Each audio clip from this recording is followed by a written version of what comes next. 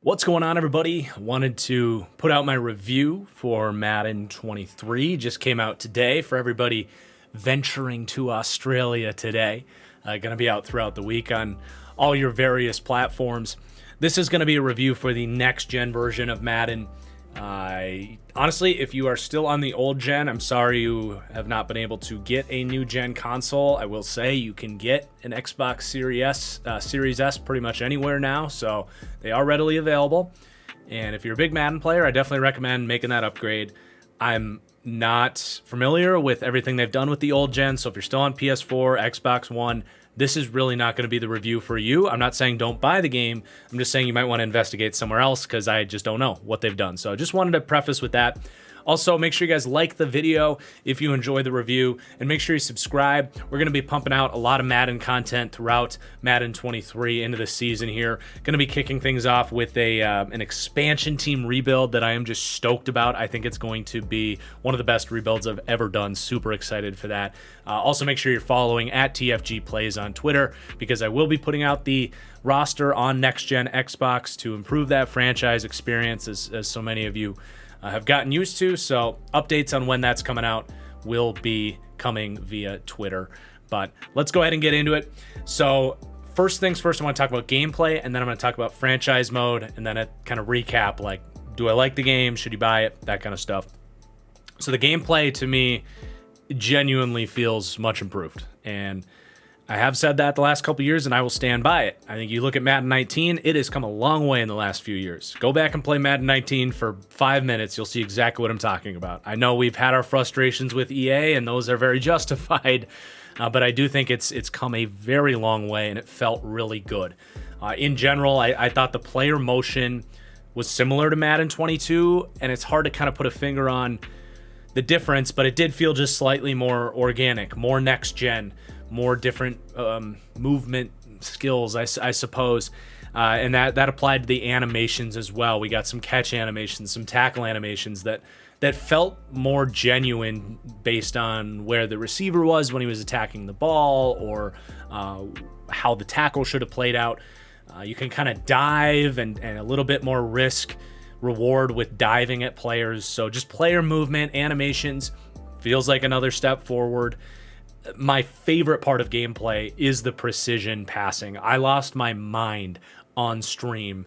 Also, make sure you're following on Twitch, by the way, twitch.tv/thatfranchiseguy for all of our Madden streams. But I lost my mind when I was able to hit a hole shot against cover 2, throwing it with leverage away from the safety, and then the receiver adjusted to it. I literally threw a pick in Madden 22 in the Super Bowl of our online league, trying to do the exact same thing, and I was able to do it naturally. It wasn't like Madden 19 where it was a really more difficult, complex system to use. It's just very natural. So I love the precision passing mechanic. By the way, speaking of my online league, you guys, there's a link in the description below if you are interested in applying to join my 32-man online realism league. All of our teams are booked up right now, but sure going to need a wait list. So if you want to play with me and be a part of a really cool league with a realistic skill set, check that out. You can apply for TFGO down below. But yeah, precision passing, huge improvement to gameplay. Very excited about that, and very excited to explore it a little more as well. The other thing is pass rush is much more realistic, honestly. It felt like, especially last year and in Madden's past, the pass rush was either someone wins with that bull rush animation, or someone comes unblocked and you get a pass rush. So one guy winning immediately, or no pass rush at all. And now it's a much more steady push to the quarterback. That pocket really does collapse, and it doesn't feel like the same pass rush is happening play in, play out. So really impressed with what they did with the pass rush. Really hope they do not touch it. If you're on all Madden, they're gonna get after you. But that's good. Like, you should not be able to drop back and run 4 verts all game. Like, in the NFL, average time to throw is what, like 2.6 seconds, maybe even less. Like, that ball should be coming out. If you want to push the ball downfield and you are at a disadvantage, you should put in some extra blockers. So Definitely like where the gameplay is at. That leads to my next note, in that all Madden really did feel challenging but realistic. Like, I felt like it got more difficult in the areas that it should have, being that more natural pass rush. The coverage was tighter. Whereas it got easier in the more frustrating things with all Madden, more specifically with the quarterbacks making those automatic reads no matter who you were facing. We went up against Davis Mills, and he really had a hard time picking our defense apart. He was holding onto the ball too long. We were getting a lot of sacks. He was forcing the ball into bad decisions, forced to throw the ball away.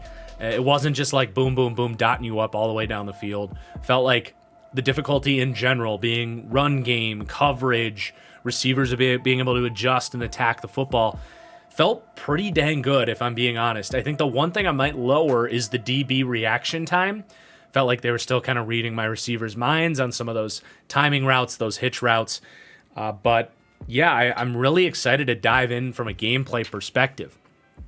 So really thumbs up across the board. I didn't really notice anything from a gameplay perspective that bothered me. And there's a lot of things that I've been vocal about EA bothering me in the past. But, sure, it's maybe not perfect yet. But I do think from last year to this year, it's continuing to get better and better and better, and I'm actually at a place where I'm pretty dang happy with the gameplay, and defense feels more possible, I should say. As far as actual franchise with the menus and how the franchise mode operates, there's obviously still a long way to go, and I will just say that they got set back with a lot of bugs that they weren't anticipating. That is something I can be sympathetic with. Obviously, it's not ideal. You can be frustrated with it. They're frustrated with it.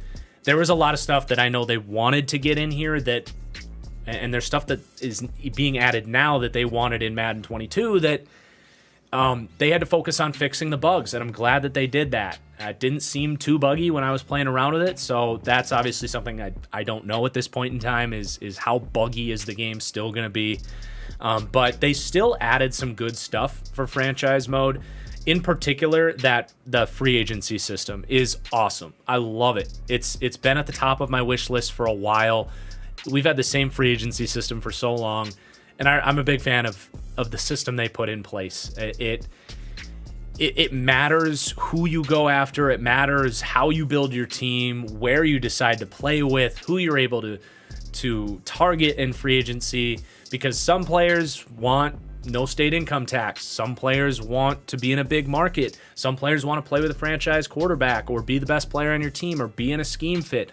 So it really simulates what happens in real life, where you get to free agency and these players tell their agents who to contact. What teams do they want to play with? And it shows you who all is more or less interested in your team. So I love that. I love that you have a real sway. You can't just buy out all these players. You will lose out to players that genuinely aren't interested in what you have to offer. So that's really exciting for me. I think it's just going to add so much more dynamism and that might not be the right word, but replayability, and it's going to make every time you play, you're going to find that different players are interested in you. It kind of feels like the more and more you play, you end up like, well, it's the same 8 free agents that we end up going after. Well, it might change now based on like where you're playing and who's interested in your team. So that's really cool, and that pairs with the tagging system and the player interest system that just makes the players feel more real. And it all works really well from what I experienced diving into it today. So I am a big fan of that. It was a much needed addition to make the offseason more interesting. The tagging system also does more than just free agency. It really helps with a lot of the smaller stuff that's been very frustrating, most notably quarterbacks being drafted in the first round repeat years. Like, how many times on this channel have I cried about the Chargers drafting a first round quarterback 4 years in a row after having Justin Herbert? That's not a problem anymore. Teams will not draft a quarterback in the first round if they are a franchise quarterback, and I think even if they get the QB of the future tag, then they they will not pull the trigger on a quarterback. So it's huge. It just adds that computer. It's like forced computer logic that was needed for team building, and that does play into the free agency system as well. Players, if their interests are aligned correctly, will want to go and play with a team that has a franchise quarterback, for example. So love it, love it, love it, big time. They also did some much needed tweaks to the scouting system. I know there's a lot of kind of disappointment with how the scouting system was. I felt like it was more or less how I would have done it, but it was missing some subtle stuff, some ease of use, quality of life things about it that really needed to be implemented. And they did some of those things, not all of them, but some of them. So the biggest thing for me is you now have ranges for the player skills. In the past, you probably didn't know anything about most of the players you were drafting, which is obviously not a good scouting system, right? Well, one subtle change basically overhauls the whole system. Now, as the season goes on, once you get up to like 20%, which is going to happen, I think you get up to 50% on every single player. But once you, let's just say, get to 50%, you're going to have a range of 3-letter grades that a player's skill is going to come in. So when you come to the draft, it's not just a question mark. If you need a zone corner, you will at least know, okay, this guy, and it also gives you that kind of ceiling floor projection that we talk so much about with the draft, but you'll at least know, like, this is a zone corner, and the worst case is he's going to have, maybe 68 zone or whatever C is, if that's his lowest range. Best case is he might be really good. He might be a 76 zone. So it just opens up the whole scouting system in such a brilliant way. So that was just bang on, much needed addition. The other nice thing is it lists now in the main menu, it lists the top 4 traits, which again doesn't sound like much, but it's such a quality of life thing when you're trying to get through your franchise and you're in the 5th, 6th, 7th round.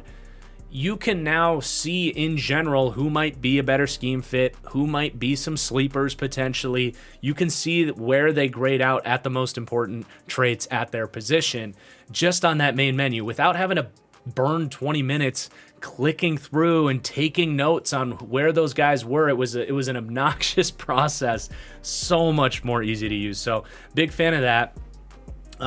They also added more scouts. So if you really want to focus in on a couple positions, you're going to have the availability to pick scouts at those positions.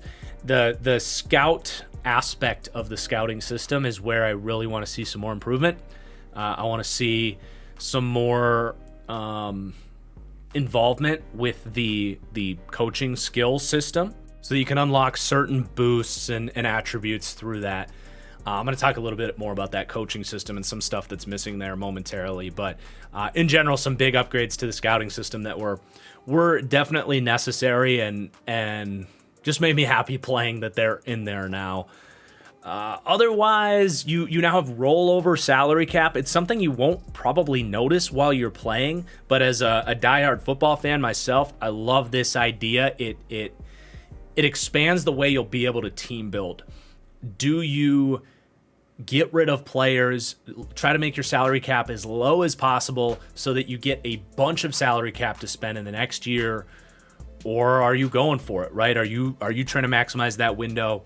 Having the ability to carry over your unused salary cap to the next year is huge. It is absolutely huge. Teams in real life put a huge priority on that number and putting it to their advantage. So now you can do that in Madden. I did not think we were going to get that, and we did. So very happy about that. That's pretty much what I noticed. The only other thing is more players go on the trade block now, which is cool. I'm not a big trader when I play franchise mode, so I didn't spend too much time playing around with the trade engine and that. I did notice that the Texans acquired Kareem Hunt in the preseason of our first game. And it was a lot of those good players who are second on the depth chart who are being put up there on the trade block, especially when you have like a tagged player ahead of them that he's not the future or anything like that. They have a better way to identify players that should be available for trade and who might be worth a little bit more to one team than less to another. So it's something to continue monitoring. It was something that wasn't in Madden 22, so it's good to see. But there are still some bothersome stuff. So I'm going to lay out what still bothers me about franchise mode, which may help you determine if this game's going to be worth it for you or not. First of all, the coaching system went untouched, which was pretty disappointing for me. It was even deeper in NCAA 14, more skill trees, more different ways. It's still a very vanilla system that it's good that it's there, but to not add anything from Madden 22, I thought it was something that as the year went on, they would be able to add more trees. There's a lot of I'm not going to spend time laying out what different options, what different paths they could go with, but it's just very vanilla. It's very much a starting point, and I'm very disappointed that they didn't continue to add more skills, because you're still kind of doing the same. You're going to fill out the same stuff every time you play. This game has so much potential to have, like, for those that have played Skyrim, there's like 50 different, maybe not 50, but there's like 20 different categories that each have 20 different perks inside of them. I'm not saying this needs to be Skyrim, but there's potential for this to have way more depth and immersion, and it wouldn't, I feel like, be that difficult to add. The system's in place. So that was frustrating to me. I'm calling out EA. Let's get some live service updates on that coaching system. Of course, edge terminology. I've been banging the table for this since 2017, and it still drives me insane. It negatively impacts the game in so many ways. And if you're like me and you're a diehard football fan, this can be a turnoff for you. And you probably know exactly what I'm talking about. And this could be a big no-no for you. But you're going to see teams drafting linebackers to play in the wrong spot. You're going to see them drafting defensive ends to play in the wrong spot, because the game has the positional terminology of the NFL as of 2006, and it's infuriating. The AI has no idea if an outside linebacker is an edge player or an off-ball linebacker. They just don't know. And there's little things they've done to, like, hopefully get these guys in the right spots, but it's just a mess. I have to personally go in and edit 40 players who changed teams, changed schemes, came into the league from the draft, that are just playing in the wrong position. And it pisses me off when I'm trying to have a realistic experience when I see Akeem Hicks lining up as a 4-3 defensive end all the time, or Darius Leonard lined up on the edge. Like, it's just so dumb that they cannot fix this. It pisses me off, and I can't believe that we're sitting here in the 2023 cycle where everyone's in agreement. It is interior defensive lineman, edge, and off-ball linebacker. Sure, you can have those individual listings in the depth chart for outside linebacker, defensive end, based on the player's scheme. But when you're talking about roster management, free agency, what position the guys play, it needs to be in those categories. And until then, the game is not going to be able to handle this appropriately. So that is a major turnoff. The simulation engine is still pretty bad. I would say quarterbacks, their stats are way overinflated. Every quarterback feels like they're throwing 35 touchdowns, 10 picks, 5,000 yards. I know we have an extra game now, but it shouldn't be that every single quarterback has a good year. You should see some players really struggling, potentially see those players get benched if they are. The just who's good in general is way too dependent on the playbook. We had the Packers and the Chiefs, like both of them sucked in my first simulation. So the simulation engine is still not very good. And the roster still has some pretty major issues, in my opinion. Just on the abilities alone, like Max Crosby doesn't have superstar abilities. I mean, I shouldn't need to explain why that's bad. The dude had a historic season last year and just got paid $26 million a year. Like, he should at least be superstar, if not X Factor. Chandler Jones has superstar on the opposite side of the ball. If anything, just flip those guys. So, there's still some major issues. That is a reminder why I make my roster. It will hopefully be out next week.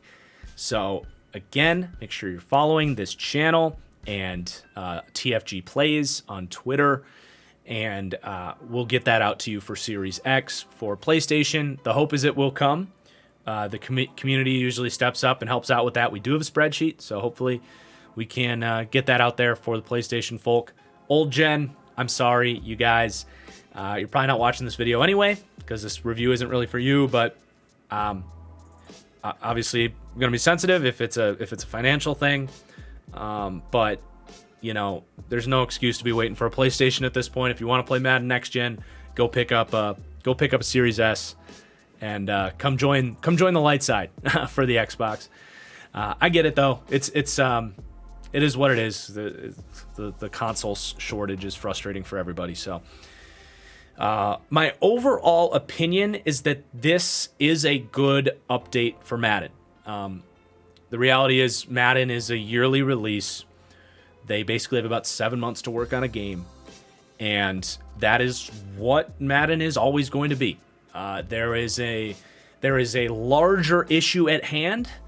I wish Madden would go bi-yearly, charge everyone for a roster update, give you more time to truly develop the game to be an awesome game. That is a more overarching issue with the state of the industry. But as far as one Madden to the next, this is a really good addition from what I can tell. I think gameplay especially felt great. I'm happy with the changes they did make for franchise.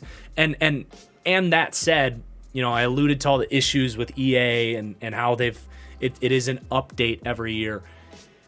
The list of updates I described for franchise mode might not quite be what it was from 20 to 21 or 21 to 22, because those were actually pretty significant when you go back and look at it. But you compare like Madden 17 to Madden 18 or 18 to 19, this list is like really good compared to then. So I do think they are actually paying attention to franchise mode. Credit everybody for the Fix Madden franchise movement. Like, they are working on it. They have people on the job. It's just other extenuating circumstances that the game is not exactly where we all want it to be. But, and here's the term, a step in the right direction. That is what it is. It is a very big step in the right direction. Personally, I would say buy the game. I think they've shown that they are working on the issues that the community wants. They are doing it as quickly as they can, even though I think it's fair to be critical that they can't work as fast as maybe a AAA gaming company should be able to work on some of this stuff. But it's not a situation where it's like we should strike the game and don't buy the game. Like, they're listening to us. They're working on it. The game got better. My opinion is, if you're a big football fan, you can afford the game. I would say buy the game for next gen Xbox or PlayStation. I'm going to enjoy it. And if you're in a situation where, you know, I play Madden for 40 hours, I like to do a couple franchises, maybe play my friends and play now, maybe wait a year, I guess. But for the people that are spending good time on Madden, I would not suggest going back to Madden 22. I would pay the money to get this version of the game. And you're going to get some more updates as the season goes on through the live service updates that they have proved now for 2 years in a row will be a thing. So that's my opinion on Madden. There's my review. I hope you guys enjoyed the video, enjoyed the review. Please do hit that like button. It helps grow this channel. That is a big goal of mine this year. We're closing in on 10,000. We're going to have some great content here. Really looking forward to this year and the future of TFG Plays here. And yeah, we'll see you guys soon. Peace out.